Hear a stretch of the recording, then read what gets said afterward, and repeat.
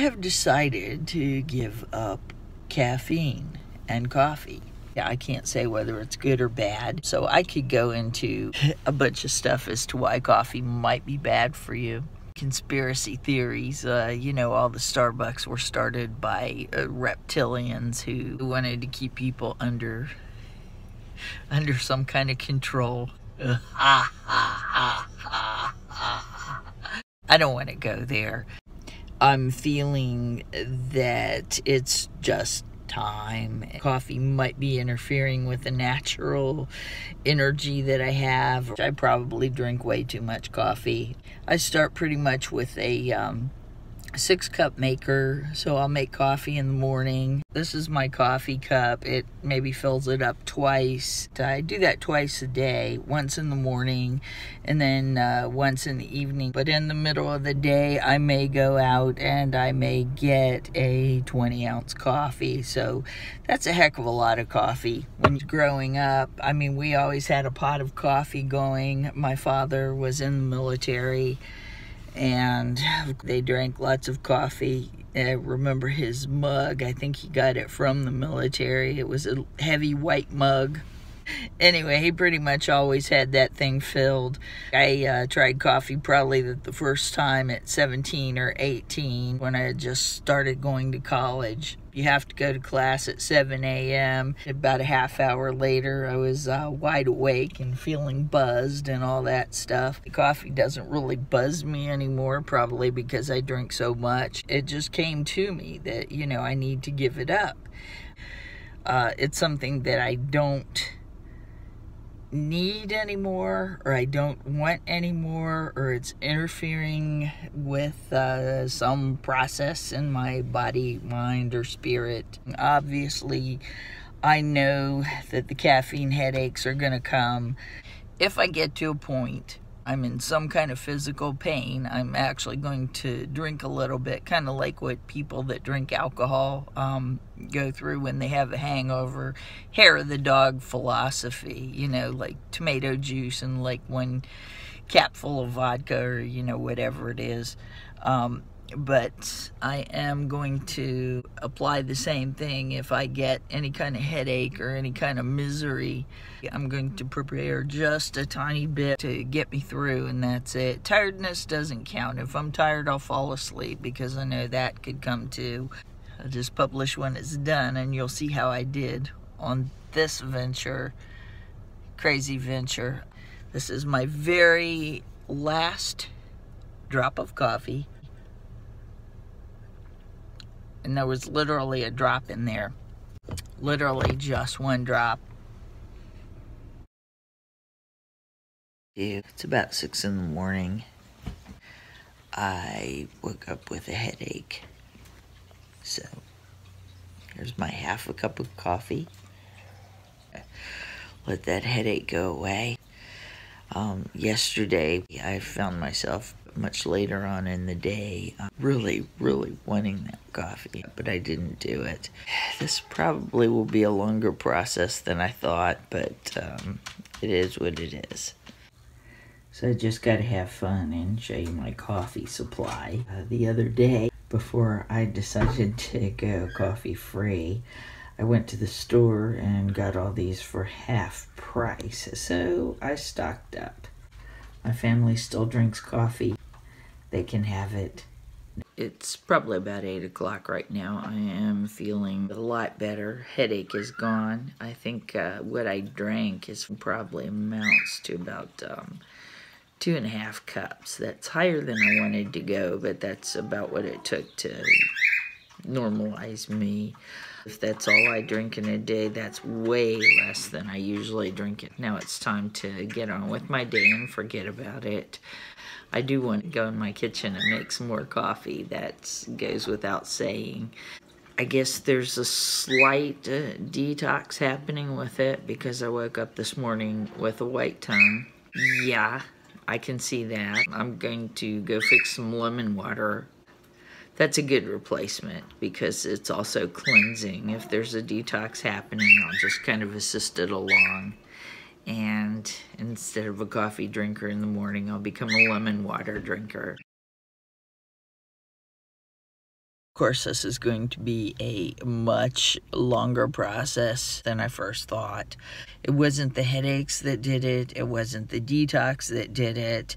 It wasn't the general anxious feeling that did it, or the urge to eat lots of sugar yesterday. Yes, I went for cookies and candy. I ended up at nighttime doing about 2.5 more cups, and that seemed to kind of normalize the situation. But anyway, all those things that didn't do it, the one thing that did it was the heart palpitations. I do not need that whatsoever. I did a little research. Withdrawing from coffee can cause heart palpitations. That's just a place I do not want to go. I still want to get off of coffee, but it's going to be a little bit slower process. So that's still like 5 cups of coffee, maybe even 6. I'm just kind of using a measure by sight. Even so, that is just too much. I do not want any heart palpitations. Repeat, no heart palpitations. Right now, I do not have a headache. I do not have anything. I would like to drink more coffee, but I'm not going to. Got my lemon water with me. Lemon water, yes. I woke up today with a heavier detox than I had yesterday, and a runny nose, white tongue again. And why not? Why not? I mean, when you think about it, if I have to add up all the coffee that I do in a day, and I've thought of more coffee that I actually get in there too, because at work I'll like take 2 breaks and a couple little cups of coffee in there. 13, 14, 15, 16, 17, 18 cups of coffee a day. That's crazy. I'm just being honest here. I guess I wasn't honest with myself, or I didn't think about it, because coffee did not seem like such a bad thing. Well, now it's starting to seem a little worse, especially as much coffee as I drank. And then that's not including the sodas that I might have drank. I'm not much of a soda drinker, but you know, I'll drink like half a soda here, half a soda there. I'll drink a Monster drink maybe about once a week. I'm really getting a lot of caffeine. That does not include the chocolate that I actually eat too. Kudos for self-examination. So it's all going to end. It's definitely all going to end. As it stands, I've gotten rid of a lot of that caffeine. I'm not going to drink any more sodas. I'm not going to drink any more Monster drinks or eat any chocolate, at least not for right now, as I get over this what seems like an addiction. And I know waking up today that I can have my 6 cups of coffee and be fine. When I say a cup, I'm probably talking about an 8-ounce cup. That's probably what I would have told you that I drank, is 6 cups, but you know, obviously it's more. Oh yes, and for the positive news, I slept yesterday. Oh my goodness, I took 2 cat naps before the day was over. At night, I got sleep. I didn't sleep any longer than I usually do. That sleep was actually meaningful.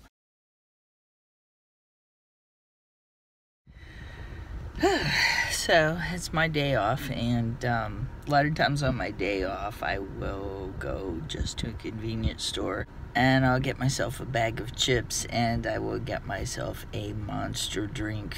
I try not to drink more than 1 of those a week, but they're so laden with caffeine. I had to rip myself away, but I think I found a good option. So anyway, I've got my bag of chips and a ginger ale, caffeine free.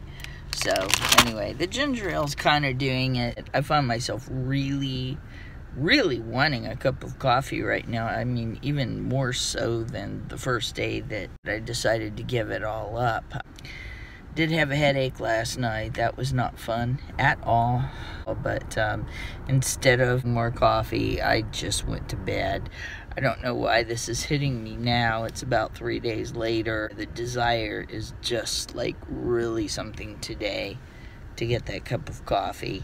Nope, can't do it. Can't do it, can't do it, won't do it. I do find myself getting spurts of energy, like really good energy, not necessarily some kind of crazy caffeine energy. I've gotten a lot accomplished today, which is amazing too, because I thought that was the purpose of coffee, but this is much better.